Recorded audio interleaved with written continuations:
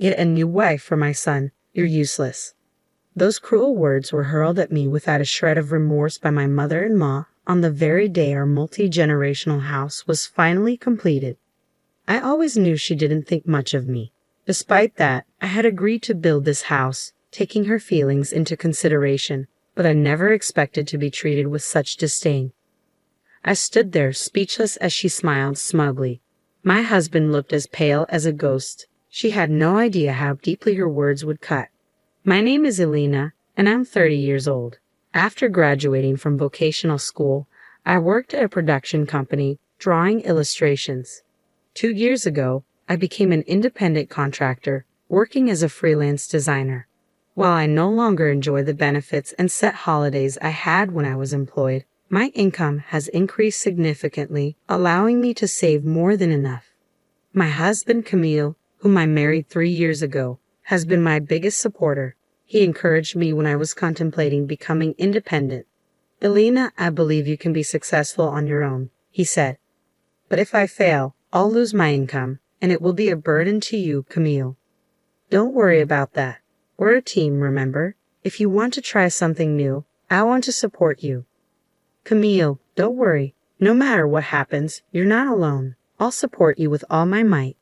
'Thank you. I'll give it a shot.' With Camille's unwavering support, I ventured into freelancing. In the beginning, jobs were scarce and my income was nearly zero.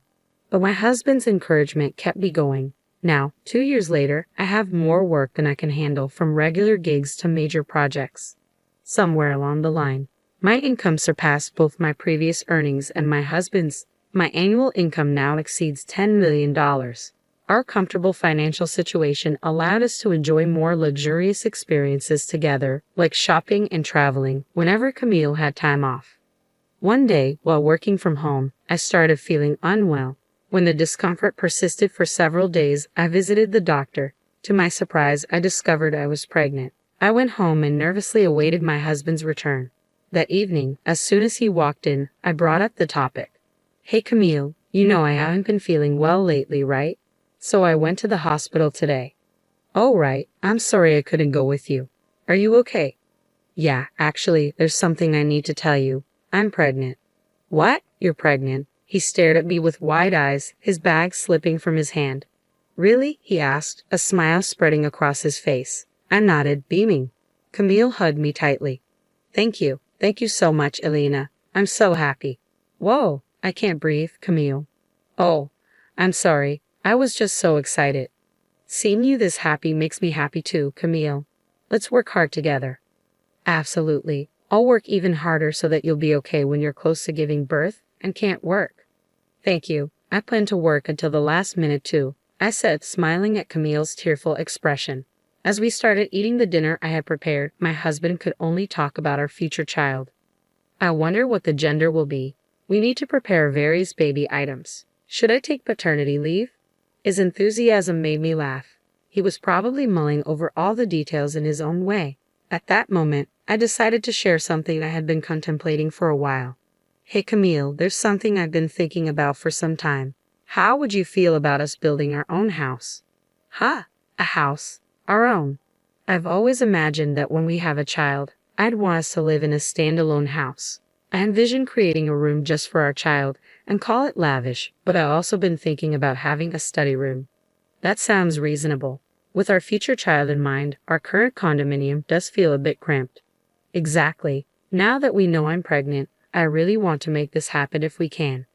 "Yeah, I agree. Let's welcome our child into the best environment possible." So we made the decision to build a new house.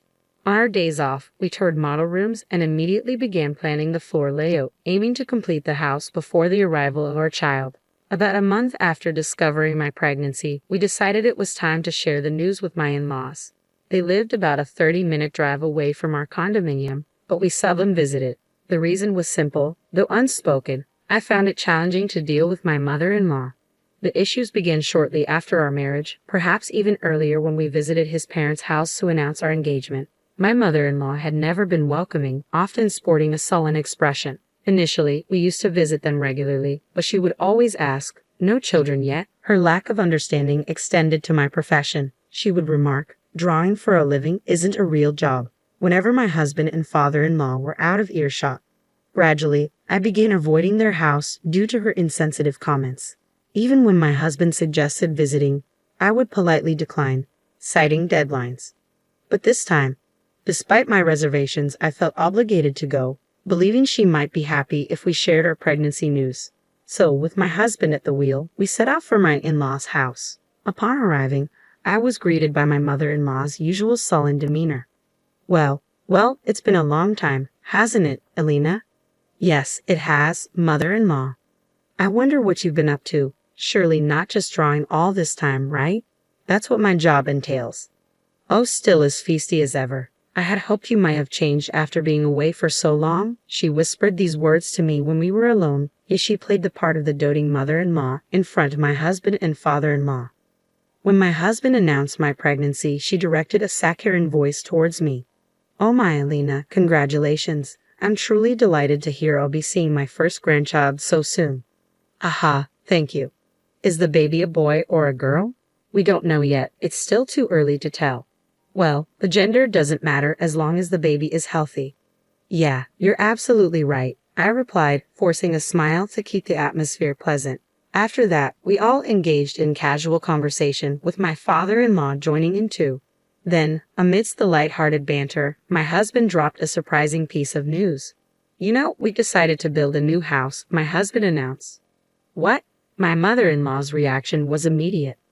My ominous hunch proved correct as she responded with delight. Why not make it a two-family house? A two-family house? You mean you guys will live with us? Yes, our house is getting old. We were just debating whether to renovate or move entirely. Well, we didn't really plan to. I'm sure the child will benefit from living with grandparents, right? You agree too, don't you, Dad? My mother-in-law directed the conversation towards my father-in-law.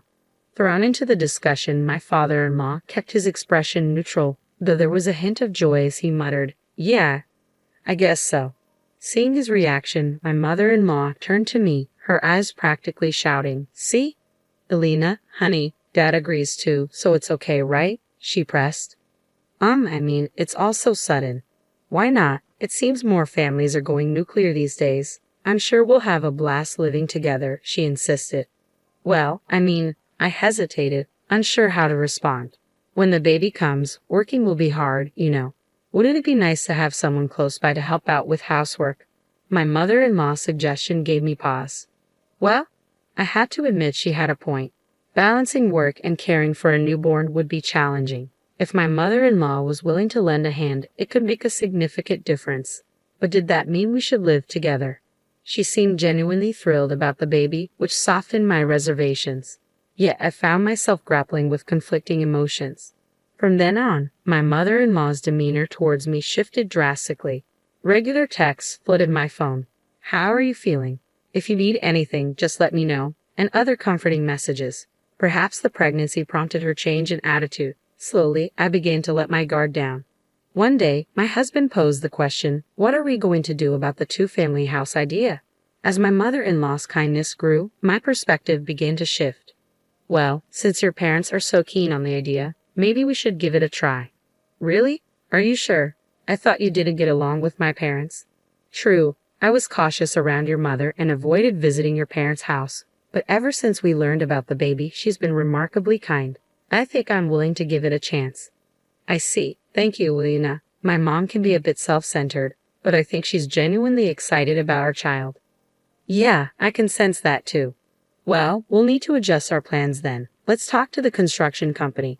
A few days later, we returned to the construction company we had consulted before and informed them of our decision to proceed with building a two-family house. With some floor plans already in mind, we worked to expand upon them. The process of designing our new home progressed steadily, with us occasionally bringing my in-laws along to consult with the construction company. But I remained oblivious, unaware that this decision would lead to such a predicament.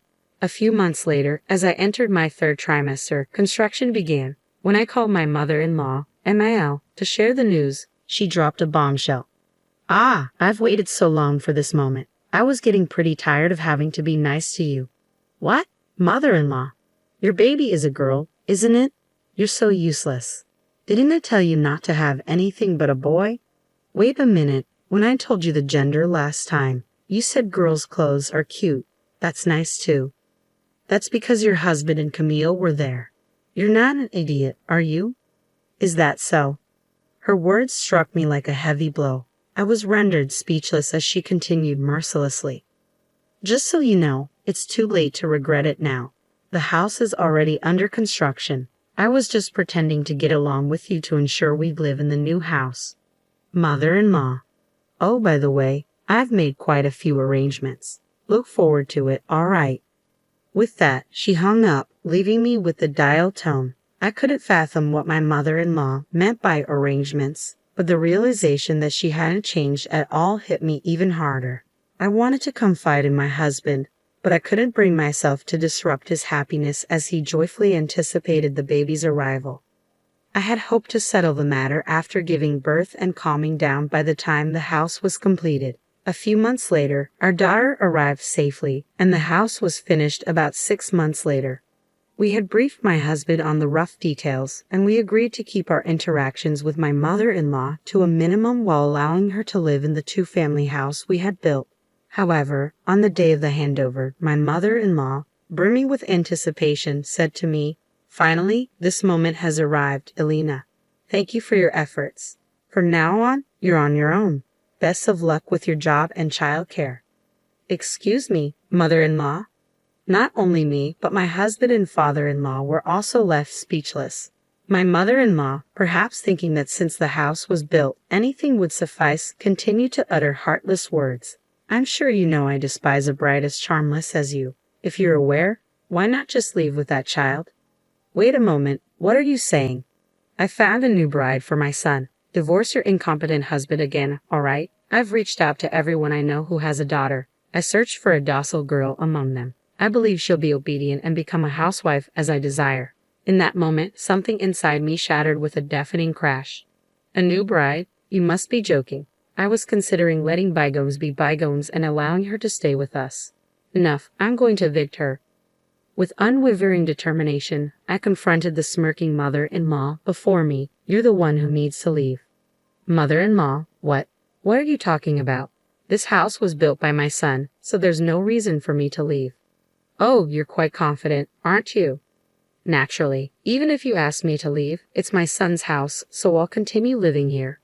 Observing my mother-in-law's excessive confidence, I couldn't help but chuckle. Meanwhile, my husband spoke up slowly, his face draining of color.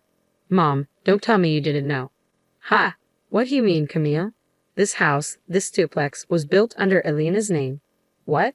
The proud smile my mother-in-law had been wearing just moments ago vanished instantly, replaced by a look of shock. Visibly upset, she struggled to form her words. What are you talking about? She doesn't even have a job. How could she?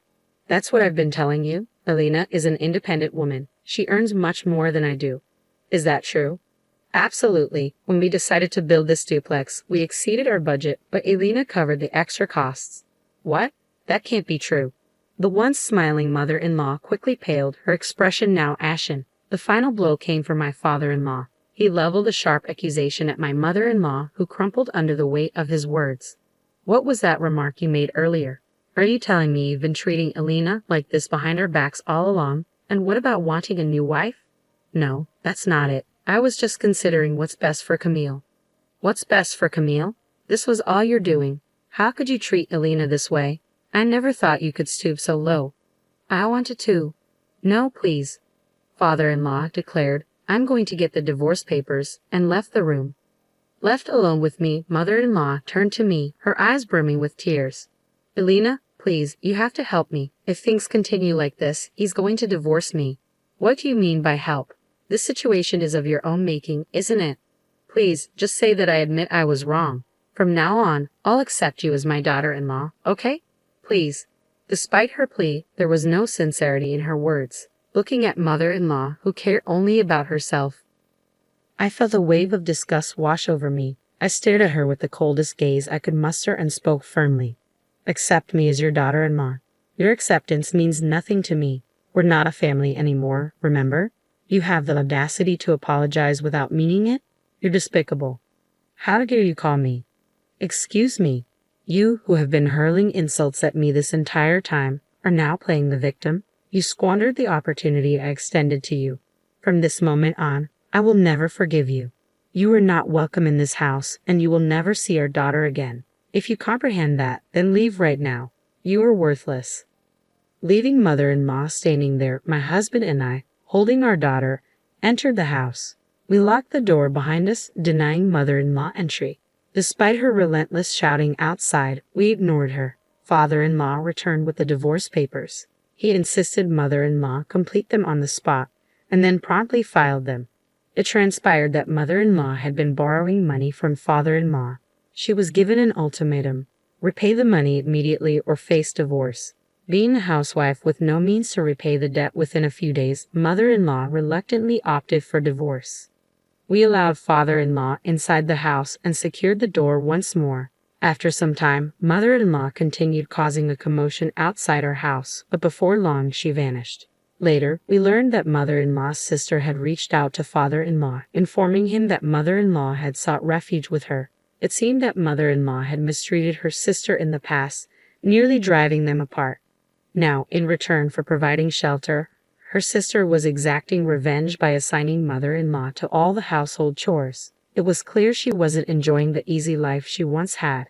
Meanwhile, our family of 4 was thriving. Father-in-law, a man of few words, doted on our daughter, showering her with affection. His presence alone sufficed to fill her with love. Looking ahead, we aim to continue building a joyful and nurturing home, working hand in hand with my husband and father-in-law.